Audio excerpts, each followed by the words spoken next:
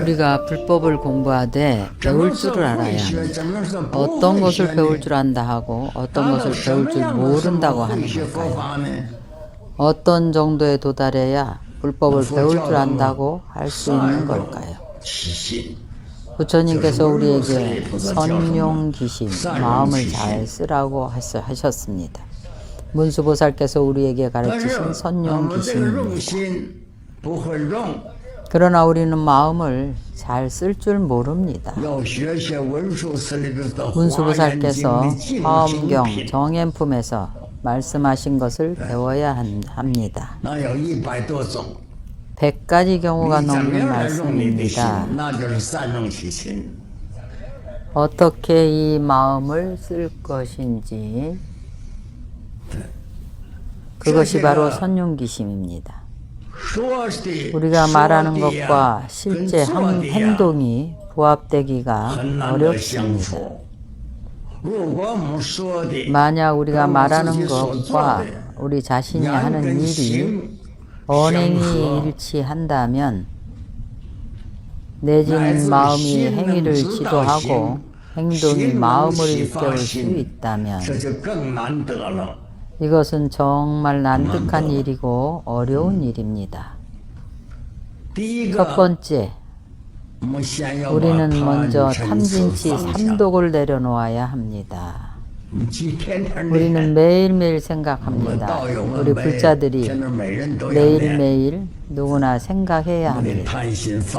우리는 탐심을 내려놓지 못합니다. 우리가 무엇을 탐하든지 간에 탐하는 마음이 있습니다. 겉으로 보기에는 알아차리기가 쉽지 않습니다. 전에 우리 사찰에 살고 있던 수행을 상당히 잘한 한 노스님이 계셨습니다. 겉으로 보기에는 아주 좋아 보였습니다. 그러나 탐심을 버리지 못했습니다. 이것은 역사에 나오는 이야기입니다. 그 스님은 재물을 몇십 년간 모았습니다. 모은 돈을 전부, 그 당시는 작은 은전을 사용했는데 그걸 모아서 큰 돈인 대원보로 만들어가지고 허리춤에 차고 있었습니다. 누워서 잘 때도 잠시도 떨어켜 놓지 않았습니다. 어느 날 소변을 보다가 잠시 부주의한 사이에 그만 허리끈이 끊어져 버렸습니다. 허리끈을 묶은 후 바꾸지를 않았던 것입니다. 허리끈이 끊어져 버렸습니다. 끈이 끊어지니 그 안에 든 은전들이 바로 똥독으로 떨어져서 묻혀버렸습니다. 그 당시 우리 절집의 화장실은 아주 큰 재래식 변소였습니다. 지금은 현대식 화장실처럼 사람이 빠지지 못하게 되어 있지를 않았었습니다. 그렇게 큰 똥통에 빠졌으니 어떻게 됐겠습니까? 이 노스님이 포기를 못하고 그렇게 오랜 세월을 모은 것이니 은전을 찾다가 그만 함께 죽어버렸습니다. 그래도 노스님은 도력이 좀 있었습니다. 어느 정도 수행을 해서 쌓은 공력이 있었습니다. 죽은 후에 거북이로 변했습니다. 똥독에서 돈덩어리를 끌어안고 있다가 지객스님 꿈에 나타나서 선몽을 했습니다. 내가 욕심을 부리고 마음을 비우지 못해서 떨어졌습니다. 지금 저를 좀 구해달라고 나타났습니다. 이것은 꿈입니다. 그래서 꿈속에서 물었습니다. 어떻게 구해드리면 되겠는지. 사람을 시켜서 똥독에 똥을 다 퍼내라고 하였습니다. 다 퍼내고 나서 그 돈으로 장례를 치르고 남은 돈으로 대중스님들께 공양을 하고 본인을 위해서 참회 기도를 해달라 했습니다. 그 스님은 노스님이 이야기한 대로 해 주었습니다.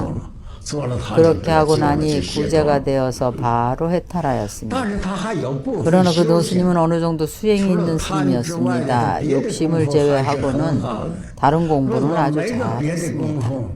만약에 다른 공부가 없었다면 다른 이에게 선몽을 하지 못했을 것입니다.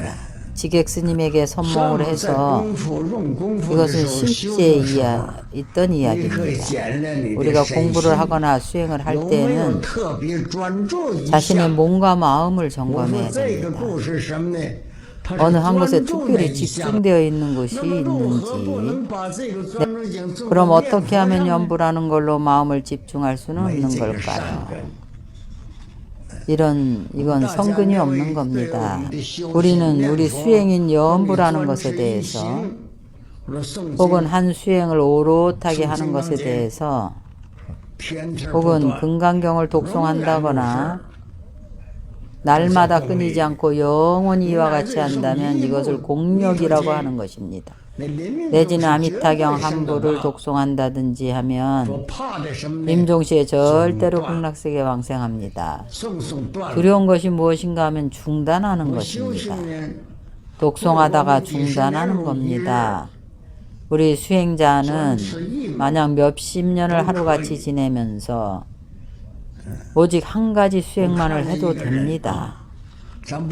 내가 본 한 사람이 있는데 그 사람 이름은 말하지 않겠고 그 사람에 대해서도 말할 게 없습니다. 바로 요즘 사람입니다. 그 사람이 불교를 믿느냐 하면 믿지 않습니다. 불교를 안 믿느냐 하면 대비주를 염송합니다. 그 사람이 대비주 염송하는 것을 들어보면 뭐라고 염송하는 건지 알아들을 수가 없습니다. 어쨌든 그 사람은 몇십 년을 그렇게 염송했는데 90살을 넘게 살았습니다. 그는 고기를 먹고 채식을 하지 않았습니다. 그가 임종할 때 정신이 매우 맑고 또렷했습니다. 그때 그가 93세인 것 같았는데 그는 아들에게 유언을 했습니다. 내가 이제 죽을 때가 되었고 이제 갈 거니까 안 먹겠다고 했습니다. 너희들이 나를 좀 도와다오. 스님들을 청해서 염불을 좀 해주라고 하셨는데 다른 염불은 하지 말고 오직 대비주만 염송해달라고 했습니다. 오직 대비주만 믿고 다른 것은 믿지 않았습니다. 그는 때가 된 것을 미리 알 수 있었고 본인이 갈 때가 된 것을 알았습니다. 그가 말하기를 관세음보살이 그를 인도하러 왔다고 말했습니다. 그를 데리러 접인하러 왔다고 했습니다. 비록 극락세계라는 말은 안 했지만 그가 대비주를 염송했기 때문에 바로 관세음보살이 그를 데려간 것입니다. 우리 불교를 믿는 신자들은 열심히 믿습니다. 나도 열심히 믿습니다. 어떤 다른 잘못이 있든지 상관하지 않고 오직 대비주만을 몇십 년을 하루같이 염송했습니다. 단 한 가지 수행만을 꾸준히 하면 이것을 공부라고 하는 겁니다. 무엇이 두려운 것인가 하면 오늘은 이 수행을 하다 내일은 저 수행을 하는 것입니다. 혹은 중단하는 것입니다. 그러면 효과가 없습니다. 이 시대는 오타각세의 말법 시대입니다. 그래서 우리는 한 가지 수행을 깊이 해야 합니다. 깊이 있게 연구하라는 것이 아니라 한 구절 아미타불 연구를 하더라도 하루도 끊이지 않고 연구를 한다면 아미타불께서 접인하러 왜 안 오시겠습니까? 그러나 대세지보살께서 말씀하신 대로 연불해야 합니다. 입으로만 연불하면 안 됩니다. 부처님을 기억하고 부처님을 생각하면 반드시 입으로 연불하면서 마음으로도 생각을 해야 합니다.